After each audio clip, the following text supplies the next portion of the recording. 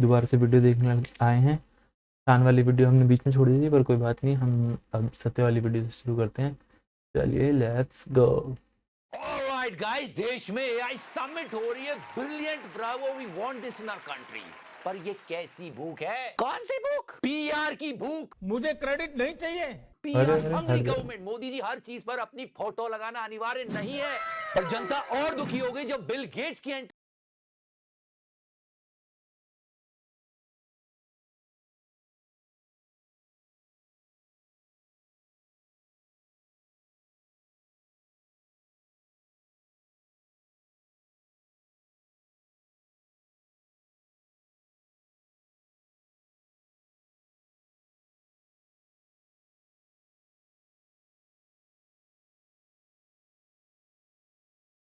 ओ ओ ओ guys guys guys, video रुक गई है। एक सेकंड, मुझे एक मिनट चेक करना पड़ेगा।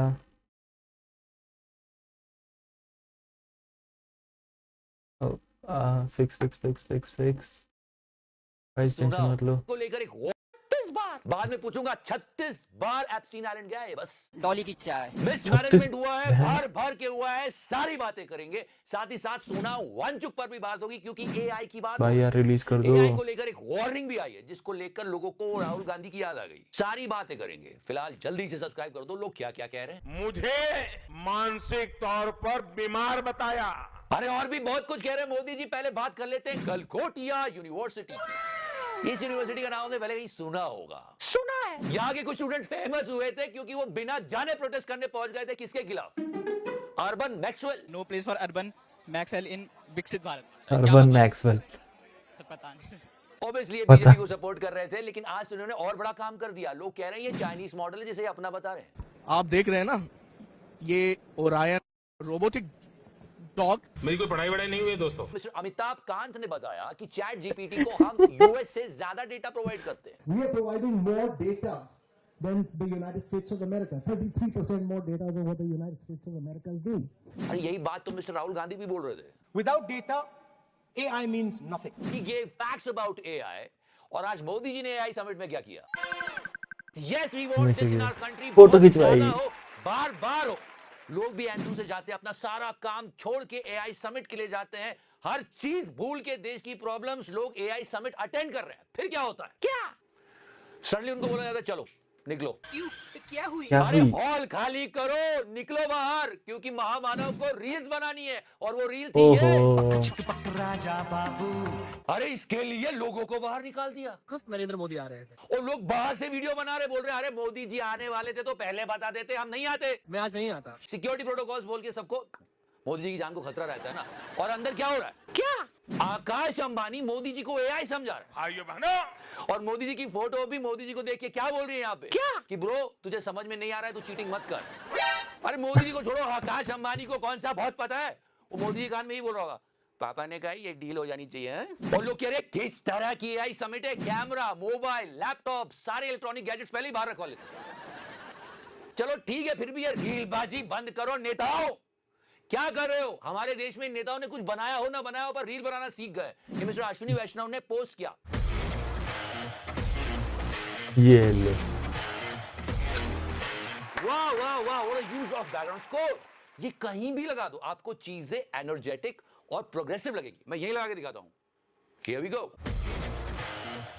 मिस्टर अश्विनी वैष्णव की इसी पोस्ट पर एक कम्युनिटी नोट आता है और कहा जाता है कि ये इनॉग्रेशन लास्ट मिनट डिसीजन था। एक्स ने पोल खोल दी। पर मैं फिर भी कह रहा हूं कि ऐसे समिट और ज्यादा होने चाहिए। बस इन नेताओं को रील और क्रेडिट का चक्कर छोड़ देना चाहिए। साथ ही ये भाई साहब भी आए और क्या ग्रैंड वेलकम मिला है। बस 36 ही बार तो एप्स्टीन आइलैंड गए थे। अब तो डॉली भी सपने में अपने आप से पूछता है क्या कि डॉली तूने किसको चाय पिलाया? डॉली तूने किसको चाय पिलाया? चाय ही किसको चाय? डॉली भाई चाय ही तो समस्या है। देखो एआई समिट हो रहा है, मुझे बहुत खुशी है, बहुत अच्छी बात है, देश के लिए बहुत अच्छा है। बड़ी बड़ी कंट्रीज में हुआ है। चलो उनके बैनर्स चेक करते हैं। ये है यूके का बैनर, ये कोरिया, ये फ्रांस का है। And now presenting you India का बैनर। मोदी जी पकचिक पकरा जा बाबू। हर जगह चाहिए लगाने का क्या शौक है मोदी जी। और अभी तो ये सोचो, ये बैनर है। आप जब एआई समिट में जाओगे और सारी जगह देखोगे तो मोदी जी के बहुत सारे बैनर्स दिखेंगे। पर मैं चाहता हूं कि बैनर्स ही क्यों, वीडियोस होना चाहिए मोदी जी के। जहां मोदी जी एआई के बारे में एक्सक्लूसिव नॉलेज दे रहे हैं। Here we I go. भी है AI भी। अमेरिका, इंडिया, ये स्पिरिट है और वही तो नई दुनिया का एआई पावर है। बड़ा बस मजा ला वर्ड रहा है नेमिंग आपका कर लो। बड़ी दोस्ती निभा रहा है। क्या कहा था आपने? My friend. और ये लोग भी vote for Donald Trump, make world great again. वैसे मोदी जी ने भी एआई के फील्ड में काफी काम किया है। वो क्या है एआई? आई क्या था वो? आई हमारे यहाँ बच्चा पैदा होता है तो आई भी बोलता है, एआई भी बोलता है। डॉली की चाय। और IT plus IT equal to IT. AI की बात चली तो ऑनरेबल सुप्रीम कोर्ट की भी एक वर्डिक्ट सुन लेते हैं कि एआई के जमाने में कैसी बात कर रहे हो। ये कहा गया है in the case of Sonam Wangchuk. 3 minute लंबी स्पीच का 7 से 8 मिनट का ट्रांसलेशन बता रहे हो। ये ऑनरेबल सुप्रीम कोर्ट ने कहा है केंद्र सरकार को कि कर क्या रहे हो ये, कि एआई के युग में इतना बड़ा ट्रांसलेशन एरर कैसे हो सकता है। और बात निकली तो फिर दूर तलक गई। ये साइंटिस्ट है, ये बात तो है ना, ये जेल में अभी। और ये देखो ये होर्डिंग्स देख रहे हो आसाराम का। अरे 14 को मुंबई के लोगों ने वीडियोस बना के पोस्ट करे और सरकार से सवाल पूछा है कि इसके होर्डिंग्स कैसे हैं हमारे घरों के बाहर। अब ऑडेसिटी देखो, फिर हम बात करते हैं कि जस्टिस की, कि क्यों जस्टिस नहीं मिलता। क्यों मोदी जी क्यों? मुझे क्रेडिट नहीं चाहिए। नहीं, थोड़ा तो लेना पड़ेगा। बात एआई भाई की चल रही लो है, यार, वीडियो जिम्मेदारी। एआई जनरेटेड नहीं है। पूज्य बापू के श्री चरणों में नमन। अरे मोदी जी थोड़ा सा आशीर्वाद एआई का भी ले लो, काम आएगा आपके लिए। एआई समिट में यूपीआई नहीं चल रहा है। मैं हैरान परेशान क्या थी पल जी की क्या हो रहा है कहेगी, भाई? कैसे जिएगी पल की। और आज बोर्ड एग्जाम भी है दिल्ली में, ट्रैफिक पथ पूछो ऐसी हालत हो रही है। जो घर से एआई समिट के लिए निकले थे, ट्रैफिक की वजह से उनका ऑकवर्ड इंटरेक्शन हो रहा है। थोड़ा रो दो। और मुझे अभी तक समझ में नहीं आया, इसके टेबल्स पे गैजेट रखे थे, मोदी जी एंट्री लेते हैं, सारा हॉल खाली करवाया और उसके बाद इसके गैजेट्स गायब। कुछ समझ रहे हो दया? इसका मतलब है चोरी हो गई।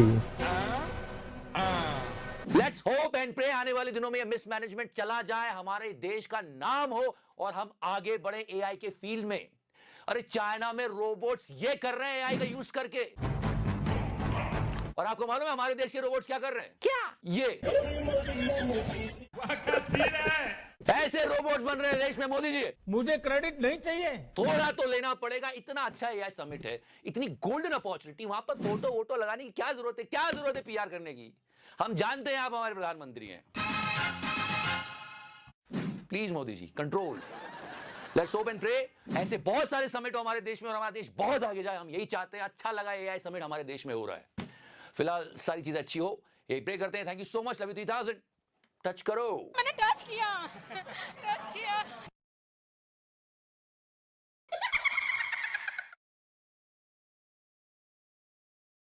इजराइल में चले जाते हैं लौंडा नाच करने और दूसरे को ज्ञान दे रहे हैं। अमेरिका का प्रधानमंत्री बार बार मोदी जी को बुलाता है, आओ मेरे साथ संबंध बनाओ। नरेंद्र मोदी ने कहा मेरे पास टाइम नहीं। ये तो फिक्स है। योगी जी धीरे धीरे। योगी जी धीरे धीरे। मार्जिन।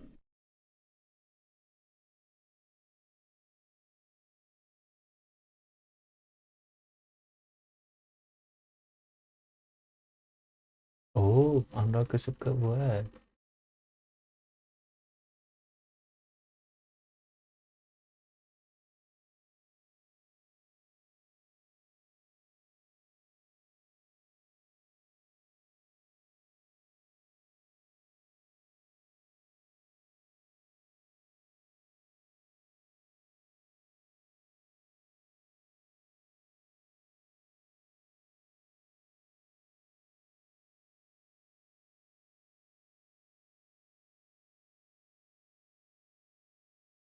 आजकल दुनिया की हालत ऐसी है कि सांस लेता हूं तो एक नया कॉन्फ्लिक्ट शुरू हो जाता है। The US military captured Venezuelan President Nicolas Maduro and his wife. We are going to do something on Greenland, whether they like it or not. If we don't do it, Russia or China will take over Greenland, and we're not going to have Russia or China as a neighbor. Literally हर दूसरे दिन Trump का एक tweet आता है और पता चलता है कि कोई नया लफड़ा शुरू होने वाला है। 8 वॉर रुकवाने के लिए नोबेल पीस प्राइज मांगने वाला आदमी हर दूसरे दिन किसी ना किसी देश के खिलाफ अग्रेशन कर देता है। Whether people like Trump or don't like Trump, I settled 8 wars, big ones.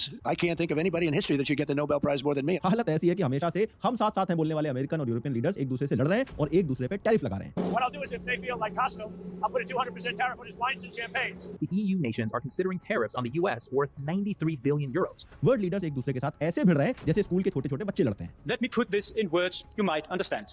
Mr. President, golf. I would love to do it. It'd be such an honor. Whatever you want, Donald, please. Don't tell the population. Please, Donald, I beg you. अब देखो मैं कोई geopolitical expert नहीं हूं, लेकिन एक आम आदमी के पर्सपेक्टिव से जब मैं ये सब देखता हूं तो बड़ा अजीब सा लगता है, क्योंकि अभी तक हमें लगता था कि दुनिया बड़ी स्टेबल है, लेकिन अब अचानक से पता चल रहा है कि भैंस हमेशा से उसकी है जिसकी लाठी होती है। यूनाइटेड नेशन, यूएन के अंदर का सिक्योरिटी काउंसिल, WTO, ये सब ड्रामा चल रहा है, क्योंकि भैया 2, 3, 70, 80 साल के लोगों ने मिलकर क्या उधम मचा रखा है। सबके पोर्टफोलियो लाल लाल हुए पड़े, हर हफ्ते लाखों करोड़ों रुपए मार्केट से गायब हो रहे हैं, ले ऑफ पे ले ऑफ चल रहा है, और ऊपर से एआई और ऑटोमेशन के चलते बहुत सारी जो ट्रेडिशनल जॉब होती थी वो गायब होती जा रही है। ऐसे में एक आम आदमी के लिए सब देख के ब्लैकमेल होना बहुत ईजी है, और मेरे आसपास में बहुत सारे लोगों को ऐसा होते हुए देख भी रहा हूं। इसलिए आज की वीडियो में जरा इसी को एड्रेस करते हैं, समझने की कोशिश करते हैं कि भाई ये चल क्या रहा है, क्या सही में 26 में दुनिया खत्म होने वाली है, या फिर ये सब एक फेज है जो इवेंचुअली निकल जाएगा। आइए देखते हैं। चलो देखो, इस ग्लोबल इंस्टेबिलिटी का सबसे बड़ा इंपैक्ट आम आदमी पे ही पड़ता है। Lay off, inflation, medical cost, ये सब कुछ एक साथ हिट कर रहा है। अब जैसे ग्लोबल टेंशन बिना बताए आ जाती है, वैसे बीमारी भी कभी भी आ सकती है। सिर्फ एक सीरियस इलनेस का हॉस्पिटल बिल मिडिल क्लास के लिए फाइनेंशियल डिजास्टर बन जाता है। हेल्थ केयर की कॉस्ट हर साल 14-15% से बढ़ रही है, लेकिन सिर्फ 700 से 900 रुपए पर मंथ में आप अपनी फैमिली के लिए 10 से 20 लाख तक का हेल्थ इंश्योरेंस कवर ले सकते हो, जो क्रिटिकल इलनेस को भी कवर करता हो। और अभी गवर्नमेंट ने इंश्योरेंस के प्रीमियम पे जीएसटी हटा दिया, मतलब आप एक्स्ट्रा 18% तक सेव कर सकते हो। पर सबसे बड़ी प्रॉब्लम है कंफ्यूजन की। 25 से ज्यादा कंपनीज हैं, हंड्रेड्स ऑफ प्लान्स हैं, कौन सी पॉलिसी सही है, क्या कवर होगा, क्या नहीं होगा, ये सब समझना मुश्किल लगता है। और इसी कंफ्यूजन की वजह से लोग या तो गलत पॉलिसी ले लेते हैं या फिर इस डिसीजन को ही पोस्टपोन कर देते हैं। इसलिए मैं रेकमेंड करता हूं डिट्टो इंश्योरेंस, जो कि एक जीरोधा बैक्ड कंपनी है। डिट्टो पर आप फ्री में कंसल्टेशन कॉल बुक कर सकते हो। एक्सपर्ट्स हर क्लॉज को क्लियरली समझाते हैं। आप पॉलिसी लो चाहे ना लो।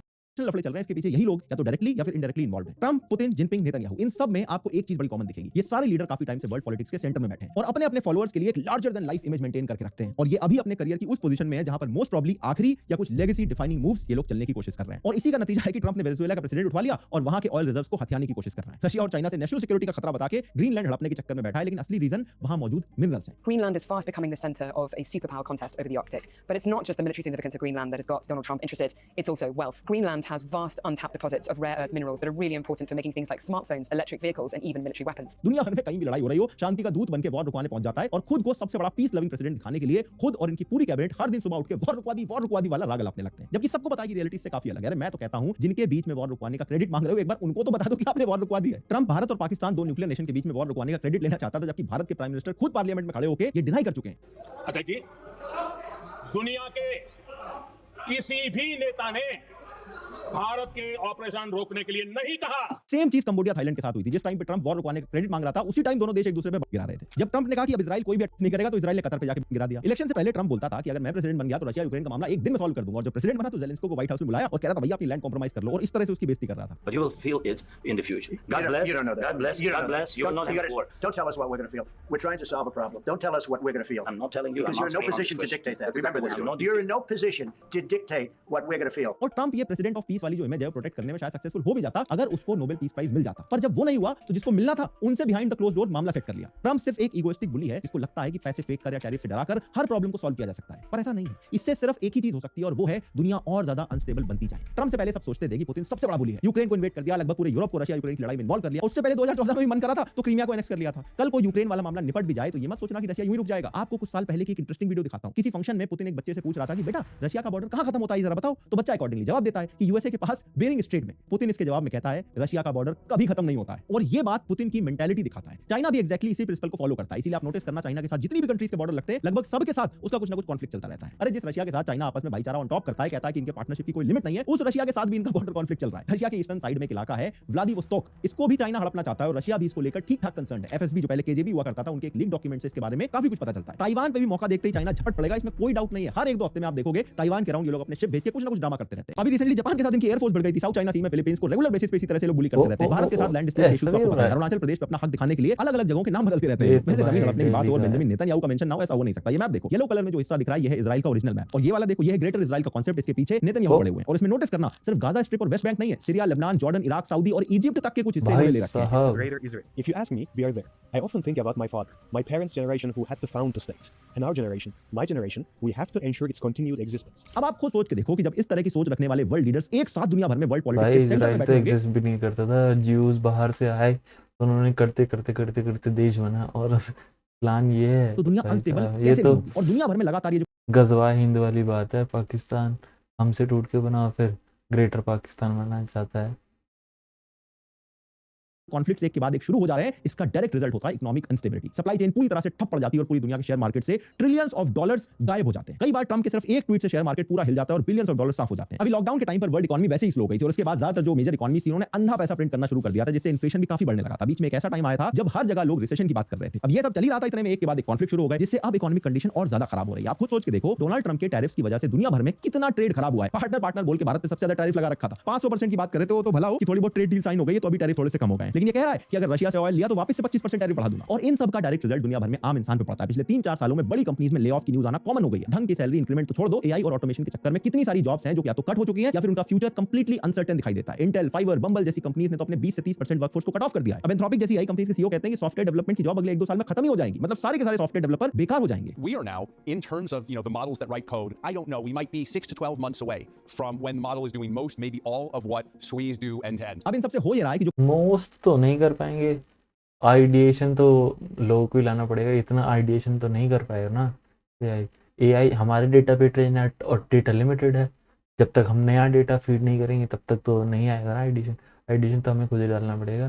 सारी नहीं, पर a lot of them will fade away definitely. Comparatively थोड़े पुअर कंट्रीज हैं जिनकी छोटी इकोनॉमीज है, जहां इन्फ्लेशन काफी ज्यादा है, लोग ऑलरेडी काफी परेशान और ऑप्रेस फील करते हैं, वहां पर प्रोटेस्ट शुरू हो जाते हैं। रिसेंटली हमने ईरान में देखा, हजारों की संख्या में प्रोटेस्टर्स को दिया गया। इनफैक्ट कोई एग्जैक्ट डेटा तक अवेलेबल नहीं है कि कितने लोगों की हुई है। ईरान की गवर्नमेंट खुद कह रही है कि उन्होंने 3000 से भी ज्यादा लोग मारे हैं। एक बार इमेजिन करके देखो एक्चुअल नंबर कितना हाई होगा। और ये सिर्फ ईरान की कहानी नहीं है, पिछले 2-3 सालों में बांग्लादेश, नेपाल, श्रीलंका, मेडागास्कर जैसे कितनी सारी जगह पर रेजिम चेंजेस हुए। इंडोनेशिया में भी प्रोटेस्टर्स ने रीजनल पार्लियामेंट तक जला दिया था। स्पेशली अफ्रीकन देशों में आप देखो तो इस तरह के प्रोटेस्ट और कॉमन हो गए। ये विजुअल देखो, गवर्नमेंट टैक्स हाइक के खिलाफ ये प्रोटेस्ट पिछले साल कीनिया में हुए थे। सुडान, कांगो, सोमालिया, नाइजीरिया, माली, बुर्किना फासो, इन सब देशों में सिविल वॉर की हालत क्या हो गई है आप इमेजिन भी नहीं कर सकते हो। सुडान से 2 महीने पहले के ये विजुअल आप देखो, यहाँ पर एक जेनोसाइड हुआ जहाँ पर इतने लोग मारे गए कि लिटरली स्पेस से ब्लड दिखाई दे रहा था। 2 वक्त की रोटी के लिए जिनको लड़ना पड़ता है, वहाँ इस तरह की इंस्टेबिलिटी हो, कांस्टेंट सर्वाइवल की लड़ाई हो, तो लोगों के पास गलत रास्ते जाने के अलावा कोई ऑप्शन ही नहीं बचता है। फिर trafficking, smuggling, illegal arm trade जैसे बहुत सारे क्राइम बढ़ने लगते हैं। लोग इन देशों से इलीगली माइग्रेट करके डेवलप्ड देशों में भागने लगते हैं और कई लैटिन अमेरिकन कंट्रीज की इस समय यही कहानी है। इनफैक्ट ट्रंप ने भी मडूरो को कैप्चर करने से पहले यही बहाना दिया था कि मडूरो यूएसए के अंदर ट्रैफिकिंग करवाता है। मैक्सिको के साथ भी इस इशू पर आने वाले टाइम पे यूएसए का कुछ ना कुछ कॉन्फ्लिक्ट जरूर होगा। इलीगल इमिग्रेशन को लेकर बॉर्डर पर इनके बीच जो टेंशन है वो चलते ही रहते हैं। एक टाइम था जब यूनाइटेड स्टेट्स को लोग सीरियसली लेते थे। इवन यूएसए भी बाइलैटरल डिस्प्यूट्स में मीडिएटर का काम करता था, लेकिन अब यूएसए खुद इंटरनेशनल लॉज का सबसे बड़ा वायलेटर बन गया और यूएन को कोई गिनती में ही नहीं ले रहा है। यूएसए के secretary of states Marco Rubio UN के बारे में क्या बोल रहे हैं आप खुद सुन के देख लो। It says that somehow Venezuela is not involved in the trade because the UN says they're not involved in the UN. I don't care what the UN says. The UN doesn't know what they're talking about. Israel ने तो UN के secretary general को ban कर दिया था। दुनिया की सबसे बड़ी आबादी है भारत, लेकिन यूनाइटेड नेशंस के सिक्योरिटी काउंसिल में अभी तक भारत को इंक्लूड नहीं किया गया है। और इसी से आप समझ सकते हो मॉडर्न वर्ल्ड में यूनाइटेड नेशंस की क्या रेलेवेंस रह गई है। जयशंकर साहब ने इसको लेकर बड़े अच्छे से एक बार समराइज कर दिया था। We must also recognize that all is not well with the United Nations. Its decision making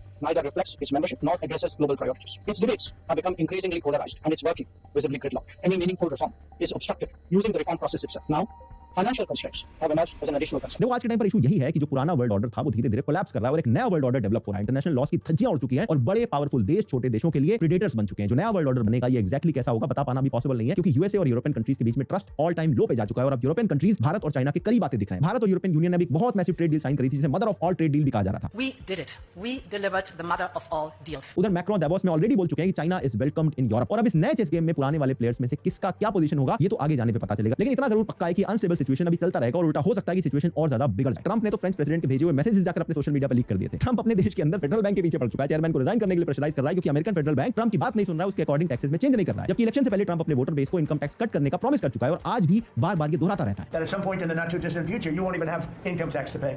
Because the money we're taking in is so great, it's so enormous that you're not going to have income tax to pay. खैर मैं personally interested हूं इस नए world order में भारत की position को लेकर। अभी तक मुझे पर्सनली लगता है कि हमने इस वोलेटाइल एटमॉस्फेयर को बड़े अच्छे से नेविगेट किया है। इस समय सबसे बेस्ट ऑप्शन यही है कि हम ज्यादा रिएक्टिव ना बने और स्पेशली डोनाल्ड ट्रंप को जितना हो सके उतना इग्नोर करते रहें और इन द मीन टाइम हम अपनी ग्रोथ पे फोकस करते रहें। अब देखो इतना सब कुछ होता देखकर ओवरवेलमिंग सी फीलिंग आती है, लेकिन मैं पर्सनली भारत की पोजीशन को लेकर काफी ऑप्टिमिस्टिक हूं क्योंकि हम इस समय दुनिया की मेजर इकोनॉमीज में सबसे फास्टेस्ट ग्रोइंग इकोनॉमी है। हमारा पर कैपिटा इनकम भी आने वाले कुछ सालों में रैपिडली ग्रो करने वाला है। ग्लोबल ग्रोथ के लिए भारत का मार्केट बहुत इंपॉर्टेंट है और ऐसा आईएमएफ भी मानता है। पिछले कुछ समय से भारत में ठीक-ठाक इन्वेस्टमेंट भी आता हुआ दिख रहा है। आने वाले कुछ सालों में बहुत सारी चीजें होंगी, जैसे चाइना ताइवान पे हो सकता है अटैक कर दे, हो सकता है यूरोपियन यूनियन ही टूट जाए, हो सकता है ट्रंप के साथ ही कुछ हो जाए, हमें कुछ नहीं पता। ये बहुत ही वोलेटाइल सिचुएशन है और ऐसे में हमारे हाथ में ज्यादा कुछ है नहीं सिवाय इसको ऑब्जर्व करने के। ट्विटर पे एक अकाउंट है अरविंद जो अक्सर बहुत सारी प्रेडिक्शन और थ्योरीज पोस्ट करता रहता है। कई सारी जो बातें इनकी बहुत ही अजीब लगती हैं, लेकिन बहुत सारी ऐसी भी बातें हैं जो सच साबित होती हैं। जैसे बांग्लादेश नेपाल रेजिम चेंज को लेकर या वेनेजुएला के प्रेसिडेंट के कैप्चर को लेकर इन्होंने काफी पहले कुछ बातें लिखी थी। अगर आप इन चीजों में इंटरेस्टेड हो तो आप इनके अकाउंट को फॉलो कर सकते हो। लेकिन जो भी हो, पिछले कुछ सालों में एक चीज बिल्कुल क्लियर हो चुकी है कि दुनिया को हम जितना स्टेबल और कोऑपरेटिव समझ रहे थे, असलियत में दुनिया वैसी है नहीं। यहाँ सिर्फ और सिर्फ माइटी इज द राइट की पॉलिसी चलती है और ये कोई नई बात नहीं है। दुनिया इतनी स्टेबल कभी रही नहीं है। अभी आप पिछले 50 60 70 80 साल पीछे जाओगे तब भी वॉर हो रही थी उससे पहले भी वॉर हो रही थी, तो वॉर बहुत ही कॉमन चीज है। इनफैक्ट ये बहुत ही एबनॉर्मल था कि दुनिया इतने सालों से शांत बैठी थी, और इसीलिए जरूरी है कि इन चीजों से आप खुद को ज्यादा इंपैक्ट मत होने दो, बल्कि मैं तो कहता हूं कि खुद की अपस्किलिंग पे फोकस करो, अपने आप को समय के साथ थोड़ा अपडेटेड रखो, एआई की फील्ड में नया क्या आ रहा है उसको अपने काम में कैसे इंटीग्रेट कर सकते हो, ये सब सीखते रहो। बाकी चीजें तो देखो चलती रहेंगी, उसको हम रोक नहीं सकते हैं, पर अपने आप को बेटर अपॉर्चुनिटीज के लिए प्रिपेयर जरूर कर सकते हैं, और ये काम आपको डेफिनेटली करना चाहिए। बाकी डिटो का लिंक मैंने डिस्क्रिप्शन में लगा दिया है, अभी जाके इनको चेकआउट करो और अपनी फैमिली को सिक्योर कर लो। अगर ये वाला वीडियो आपको अच्छा लगा तो अगला वीडियो आपको और अच्छा लगेगा, स्क्रीन पे लगा दिया है, क्लिक करो और अभी देखो।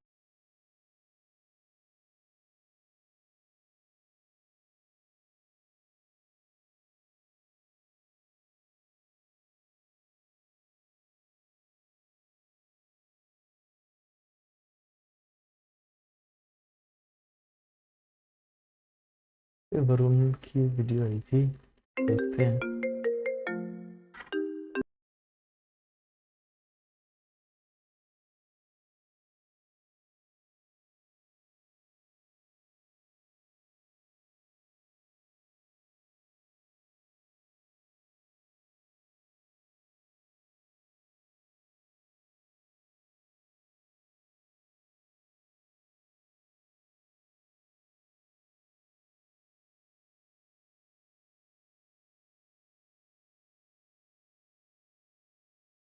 Most people think writing is about expressing themselves, a thought, an idea, a feeling, and they want to put it into words. In my opinion, this is the starting point for almost all bad writing. In this video, I'm going to cover syntax or which word comes after which. You can figure that out yourself. But I'm going to cover the substance, not the style. This video is about the secrets of good writing. It's about the underlying structure of how you can communicate and persuade people. And it's also the unspoken rules that govern how ideas are accepted or rejected. There's a pattern to it. From this point on, we're not going to care so much about what you want to say, but we want to care about what people hear.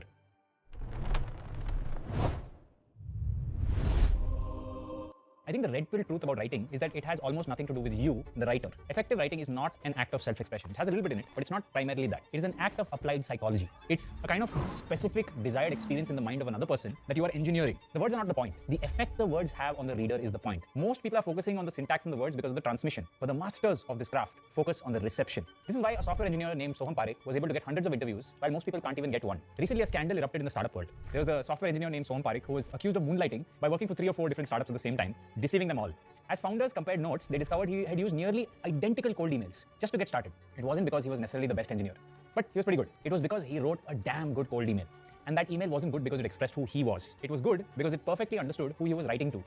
Effective writing is not an act of self-expression. It has a little bit in it, but it's not primarily that. Sorry guys, थोड़ा सा दोबारा चला रहा हूँ. It's a kind of specific desired experience in the mind of another person that you are engineering. The words are not the point. The effect the words have on the reader is the point. Most people are focusing on the syntax in the words because of the transmission, but the masters of this craft focus on the reception. This is why a software engineer named Soham Parekh was able to get hundreds of interviews, while most people can't even get one. Recently, a scandal erupted in the startup world. There was a software engineer named Soham Parekh who was accused of moonlighting by working for 3 or 4 different startups at the same time, deceiving them all.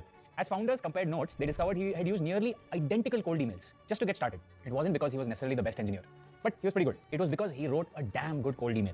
And that email wasn't good because it expressed who he was. It was good because it perfectly understood who he was writing to. He was not really just looking damn good cold email. And that email I think about doing. I don't have many habits about outside coding. I'm not a kid. Bad singing, don't drink, can't dance. Reading is the only thing I'm good at. At this point, I want to be part of team. Something 0 to 1 or 1 to 100. I just want to be heads down changing the world. Hoping for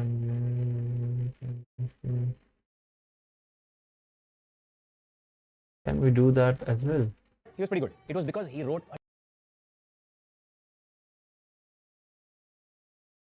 इसकी तो ये तो photo खींच कर रखना बनता है.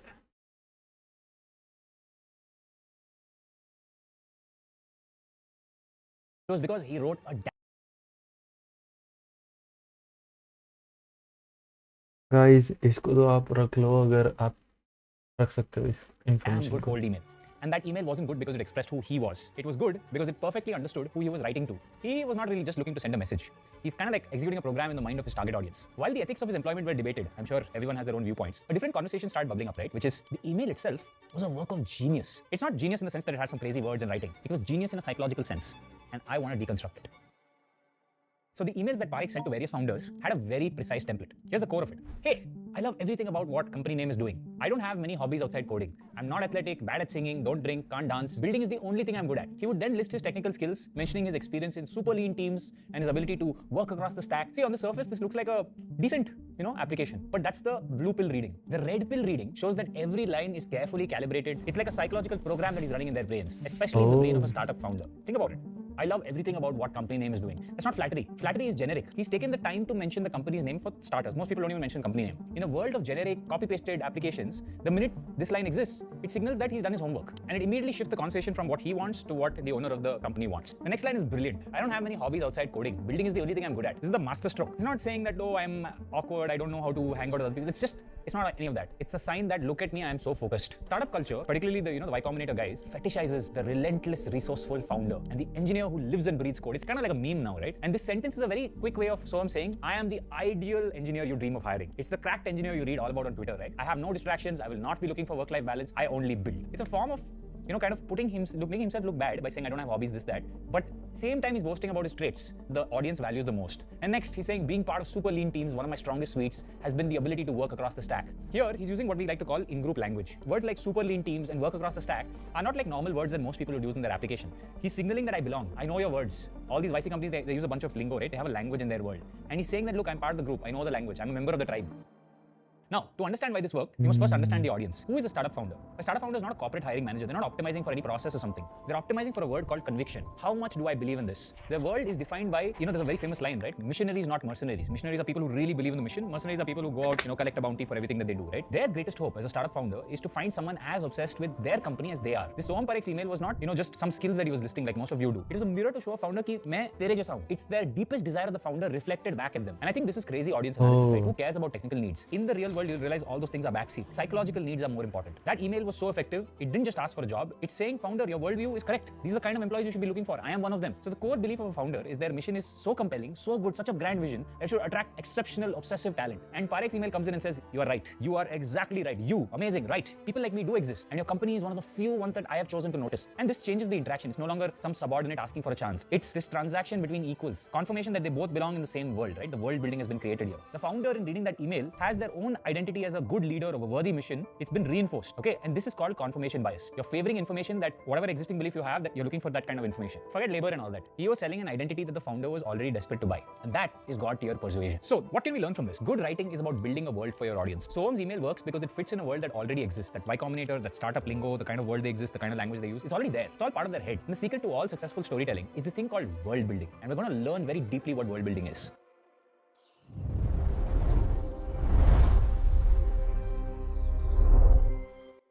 There are two types of world building.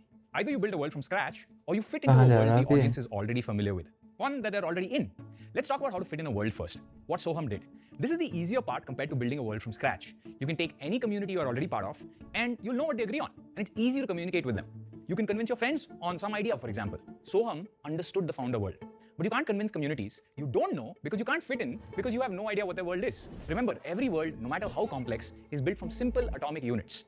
In writing, these are the foundational points that require the least amount of new information for your reader to accept.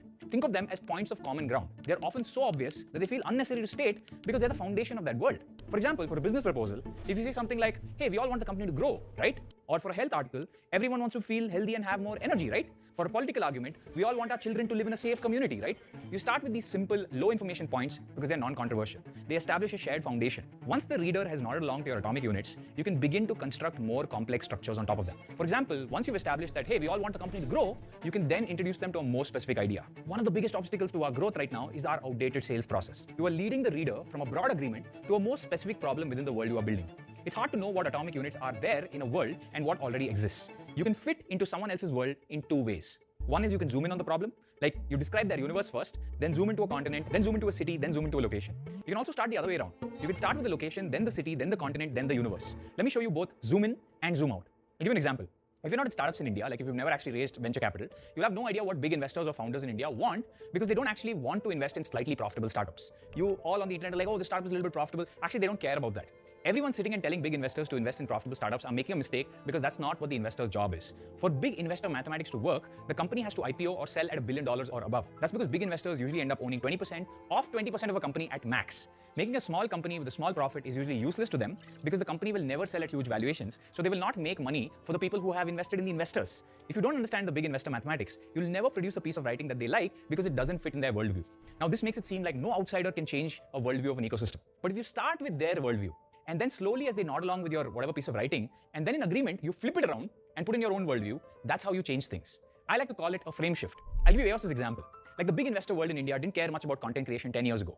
But you start with the idea that, hey, well, you need to build billion-dollar companies and you need a good product and good marketing for that. By the way, the word for marketing is GTM or go-to-market. So we'll use that word instead of marketing. And then say, by the way, Meta and Google ads are expensive and saturated and companies have to keep spending on it, so there's cost of acquisition. Remember, they're all nodding along here because this is their world. They already agree with you. And then you say, well, there's a section of society that doesn't have a cost of acquisition for products and services they make. And they're called content creators. So what if you stole the content creator game plan and built YouTube channels so you don't have a cost of acquisition over the long term, and hence, and zooming out of the world again, you have a good alternative to the decline of Google and Meta ads, which means GTM, which is go-to-market, which is their word for marketing, is solved. Which means as long as you have that and a good product, you can build a billion-dollar company. Plus, because you're not spending on acquisition long term, the margins are better, so better valuations. Now, next part of this is to give examples of your modified proposed world. You've given an example of their world with this content creation modification. Now you have to give supporting evidence. So then you point your finger and say, look at PhysicsWallah. PhysicsWallah is a content creator with low cost of acquisition and a billion-dollar company. Then you show MrBeast and Feastables. Then you show Logan Paul and Prime. Then Kylie Jenner. The more examples, the better. This takes this modified world that they don't fully agree with and solidifies it with examples. It roots the world. It grounds your story. Otherwise, you might be talking nonsense or some idea that hasn't happened yet. That's why it's so hard to do something without previous examples. The hardest thing for me was to convince other people when we started using AI avatars that people will watch it before I had any proof. I did the same world building. People watch content, presenter gets tired. AI getting better, avatars getting better. Look, here's a low resolution version. That's why I run experiments. Sometimes when you don't have concrete examples, you have to resort to a prototype. I had an avatar prototype back then. That's why when startups raise money but they don't have a full product, it's better to just go with a prototype. Just root it in some reality that people can touch and feel so your world building feels real. But with avatars for YouTube and Instagram, we had a very early prototype and no examples of success. That's why my Varun ने भी बहुत अच्छी चीज की। पहले उसने AI के मतलब AI से बनी वीडियोस बनाई जिससे पॉपुलर हुआ, हाँ, और उसके बाद जब उसने अपने रियल लाइफ फोटोज वाली वीडियो डालने लगी, रियल फेस वाली, तो वहाँ पे अटेंशन ज़्यादा अलग मिलने लगी, क्योंकि लगता है कि भाई ये खुद आके वीडियो बना रहा है, तो मतलब there is something in it. There's something very, very important. That's why he come. Avatars, at that point at least, were such a big phenomenon, to the point where even YouTube published that we were the world's largest avatar in the Davos book. Because once a case study is formed, the example allows hundreds of other creators to root their stories. Hundreds of people can now point at me and say, hey, it worked for him, therefore I can do it. It leads credibility to their stories. After that worked, we got to so much scale and made so much money, the rest of our storytelling got stronger because my ability to root modifications to other people's worlds started working better. I'm in the same place with game development now. There's no proof that India can make a top-class 3D game. But if I prove it, it becomes a case study and other founders will point to it and be able to raise capital. But because we are going first, it'll be unlikely that we are able to raise capital because I have no previous examples of Indian success to show investors and root it in any world. I already knew this going in. That's why I had to wait so many years to do it, so that first I can generate enough cash to self-fund it. Trust me, unless there's some crazy investor, if you have no external examples of success, you get almost no funding. Or rather, it's rare. That's why that game Clair Obscure was so important. It's the game of the year, and what was important was that it was made with Unreal Engine and with 30 people. So it's a good case study for other developers to root their story of, hey, we can do this with a small team. And this world building is not just important for investors, it's also important for your team. So as I showed my team that another 30-man team could do this, more confidence was built. Right now, there's a massive demand for video editors, but it hasn't hit everyone's head yet. It will when people start going out and saying, look, I'm making this much LPA, like in software engineering. A lot of the 2021 boom of software engineering was people making YouTube videos saying, see, I'm making 40 LPA, 50 LPA. That's examples. That's world building. But in video editing, because we know the numbers, it's going to happen soon. The second part, which is harder, is making a world. Till now, we've been talking about how to fit into another person's world and make a modification. But making a world is really hard. I fundamentally don't think it's possible to make a world from scratch. You have to invent a new language and all of that. The closest I've seen is to take a little bit of somebody else's world. Like, you cannot start a world completely from scratch, but you have to take a little bit of somebody else's world and then spin on top of it. I'll give you a best example of this. Have you watched Dune? I love Dune. I've read the books, I watched the movie, I've played Dune Awakening, the game. I think it's one of the best examples of world building ever.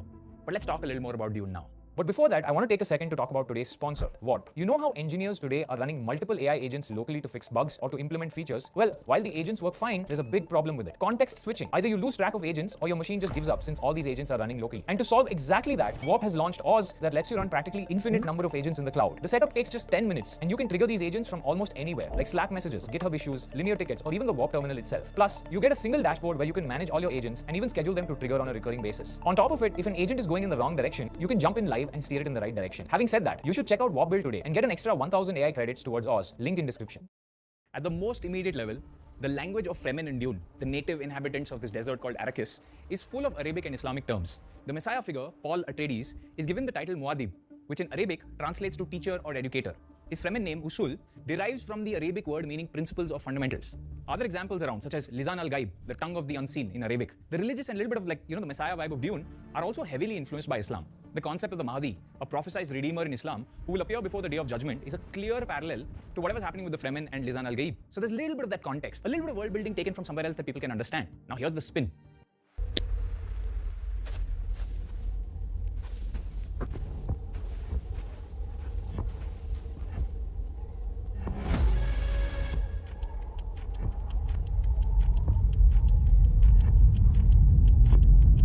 Yeah, action.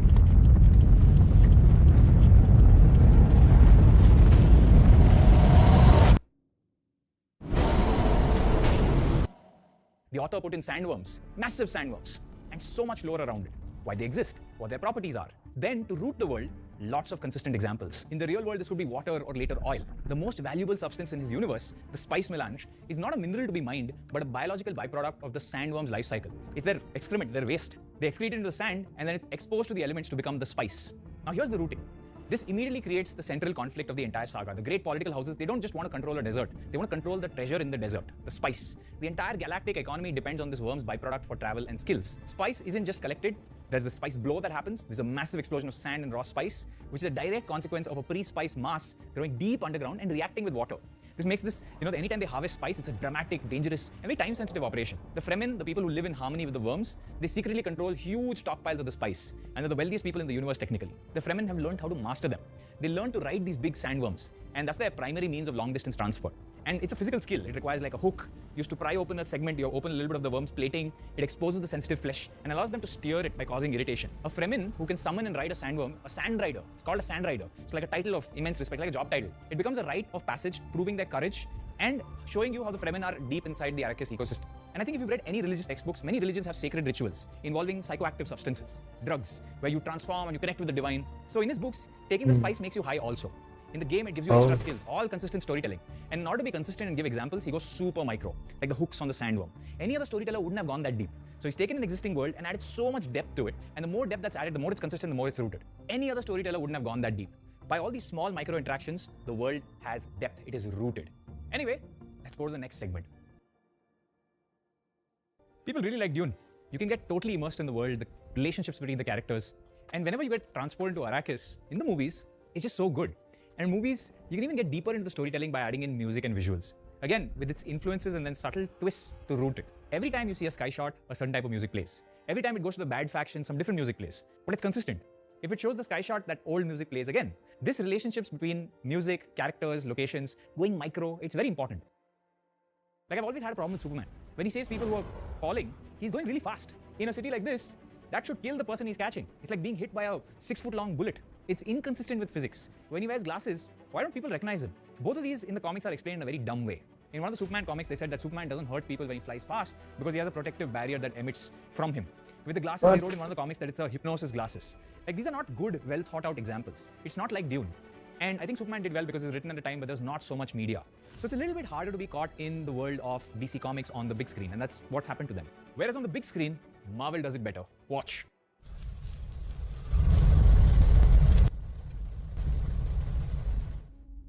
Wait.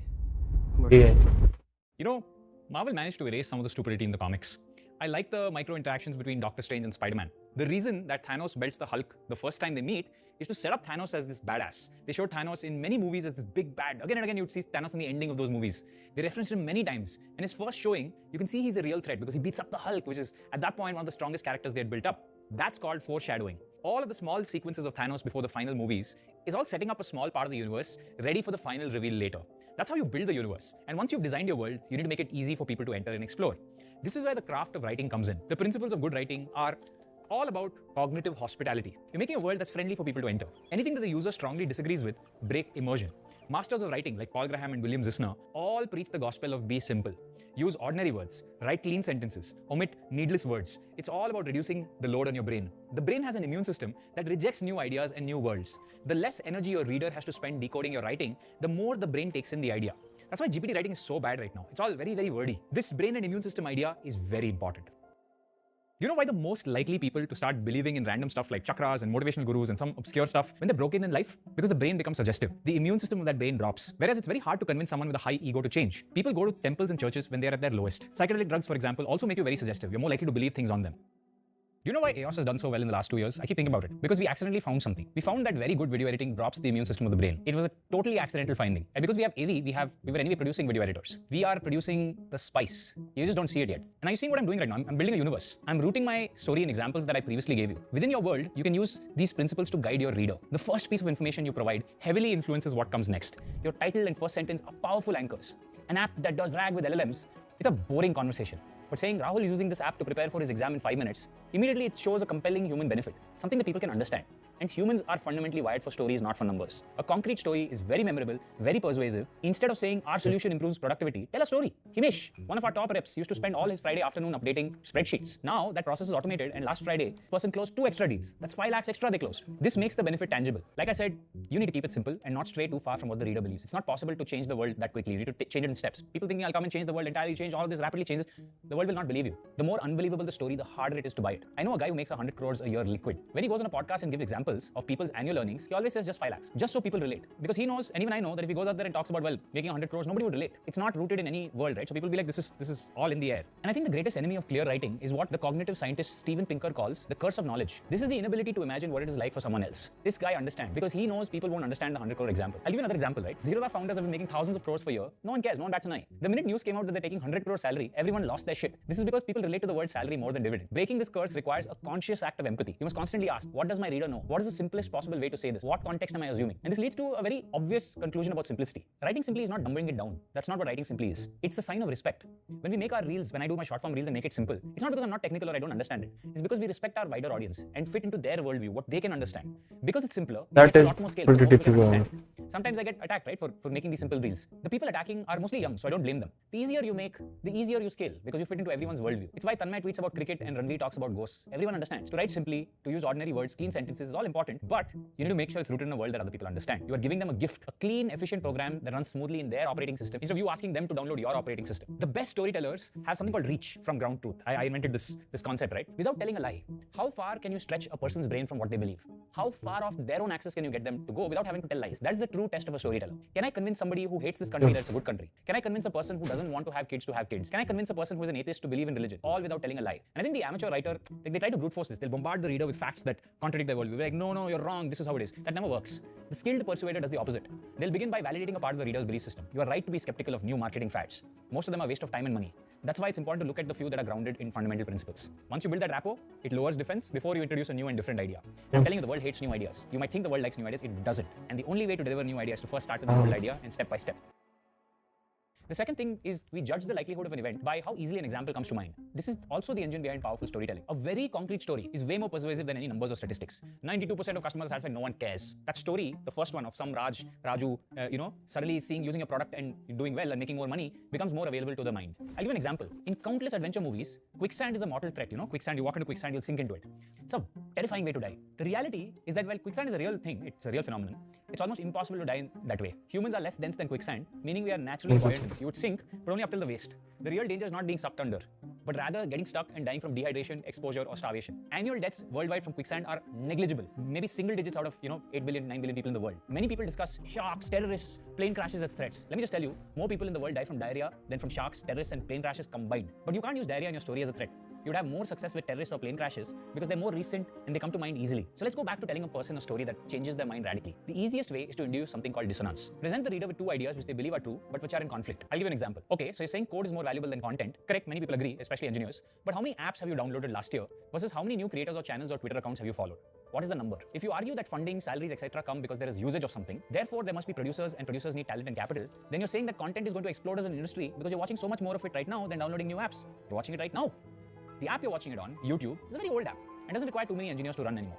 But that one app supports hundreds of thousands of creators who all need to hire. You see where I'm getting at? This is the way, right? First you establish something that you think, that people believe in, and then you say, but I'm deviating a little bit, then do you agree with this follow-on? That's the thing. And the last thing as a storyteller is you need to provide resolution. Your idea is not just another proposal, right? Like you want to release them from this problem of having two conflicting thoughts. Now you put the reader in a problem that they need to solve. That is why almost all the stories these days I tell are true. Everything I've told you in this video is 100% true. My job is not to come up with stories, it's to actually find hidden but true stories, or stories that the world doesn't believe in but are true, like the devs, going out of business over a few years. One more thing is that most writers make the mistake of treating all their points as equal. They'll present one laundry list of reasons and hoping that, if I give you 10 points as to why this will work, it'll be persuasive. This is the engineering answer syndrome. In an engineering answer in college, we just put many points and hope that you'll get more marks because one of the points will be right. In real life, there are no part markings. In an argument, the highest leverage point is the single core assumption upon which the entire opposing view rests. For example, for a long time, people said that making a AAA game has a $100 million budget. You break that down. It's about $25 million of dev budget and $75 million of marketing budget. Let's break that dev budget down. $25 million of dev budget, the starting salary of an engineer in the US is $200,000 for a decent C++ engineer. In India, for a starting salary, isn't it 1/10 of that cost? So technically, you're saying the entire dev budget in India for a game of this quality could be 1/10 of what it is in the US? And then you say, well, there are new tools like photogrammetry and this and that, so it should be even lesser than, 1/10 of the cost. That is how you flow in. Instead of fighting 10 different surface level symptoms and get into a bad argument, the master writer and even the master businessman identifies the one flawed premise at its root. Why should it cost $100 million to make a game in India? It should cost much lesser than that. And on the marketing side, if you're into content, you'll figure out marketing for free if you know how to make memes. I'll give you another example, right? I was hiring a CFO, and let me tell you, a CFO is expensive. We have 500 employees now, and we absolutely need a CFO. And I called the guy whose company I was hiring from. He's actually shutting it down, so he's letting the CFO go. And I said, hey, give me 5 reasons I should hire him at this price, a huge price. He said, bro, this is a gut decision. And instead of falling short of his expectation and giving him whatever 2-3 lakhs less, whatever amount it is, just close one more deal. Having a CFO means you can close your eyes and go faster, no? He'll help you close 10 times more deals, and I trust him on that. And that's it. That line convinced me. Not 5 arguments as to in his CV what he's done in the past, this, that. Just, okay, if I hire this person and I pay him a little more, I can go much faster. Like I said, he could have given me 5 reasons, but ultimately he had to just fit my worldview of, okay, company is growing. He already knew that. I just needed someone to handle the back office, and the amount difference doesn't matter if you're growing that fast. Better to have the best person for this than haggling for a small amount here and there. And the minute he said, I trust this person, that became the most important reason because I trust the person I was speaking to. So instead of glazing 5 points, 1 was enough for me, and that 1 converted me. Now, I just wanted to know, I tricked you.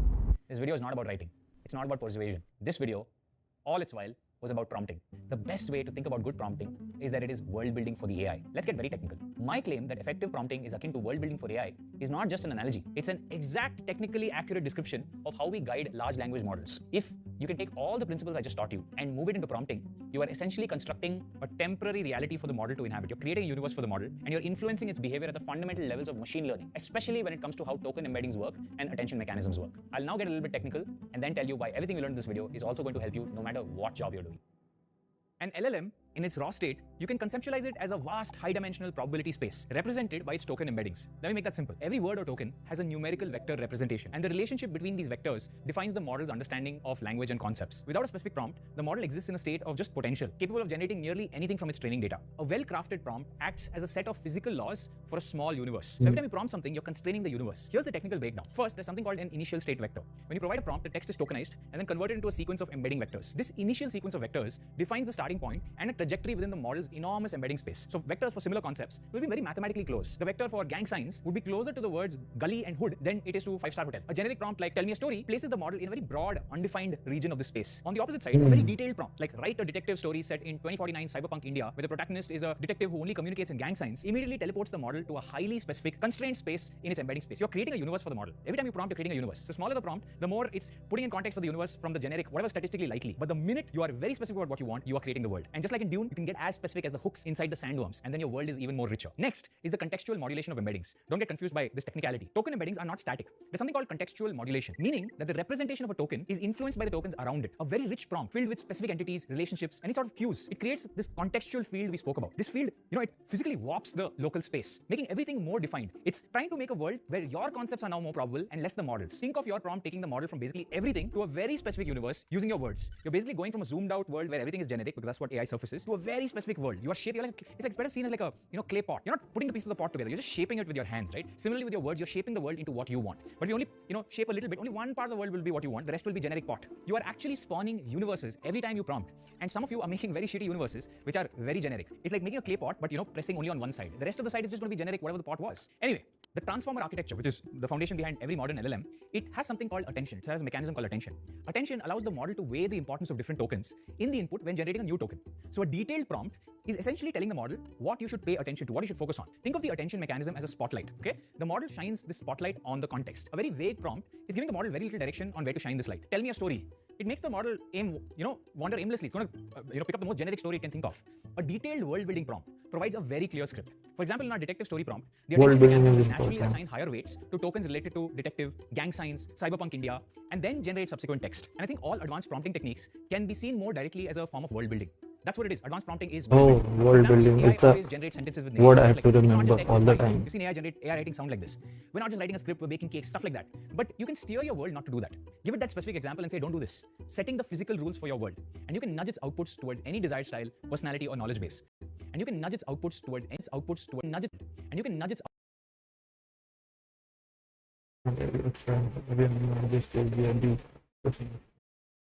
example and say, don't do this. Setting the physical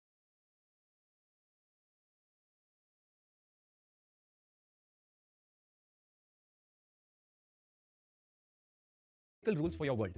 This is a video about prompting and using the AI better by learning from all these scenario. What Varun have You can talked nudge its about. outputs towards any desired style, personality, or knowledge base. This is the technical equivalent of setting laws.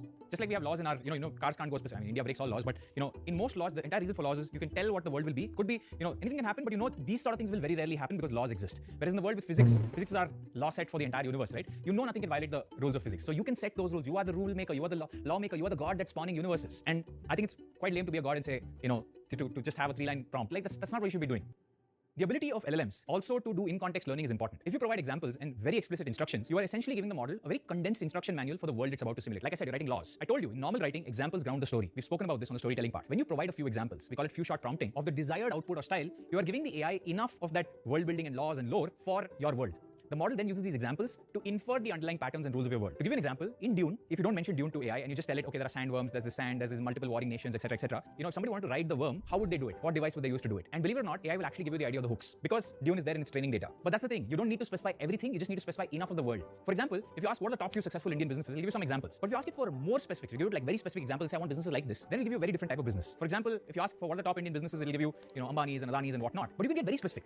Do you want bhujia type businesses, food businesses, startups? It really depends on your examples because the AI is thinking in a very different way, it's spawning a very different world, but you can shape how this world goes. Anyway, the entire point is that world building when it comes to writing for a reader or prompting are exactly the same thing. They're two parts of the same coin. And if you get good at one, you get good at the other. Till now, most people with hard skills in India didn't really need to get good at world building or writing. But after AI, I think it's a critical skill that everyone needs to know. And I hope this video has gotten you started thinking about writing and thinking about thinking because writing is a form of thinking. So definitely go read some more, practice as much as you can, and do not lazy prompt either AI or any of your readers. That's it for me.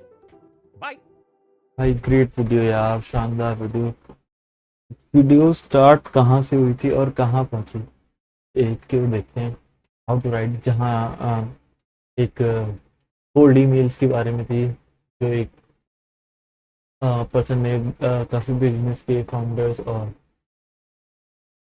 Startup को भेजे थे so that he can hire. Also he was moonlighting, he was doing multiple jobs at a time. Then it jumps to storytelling, then it just jumps to crafting prompts for AI. So yeah, that was a pretty good video.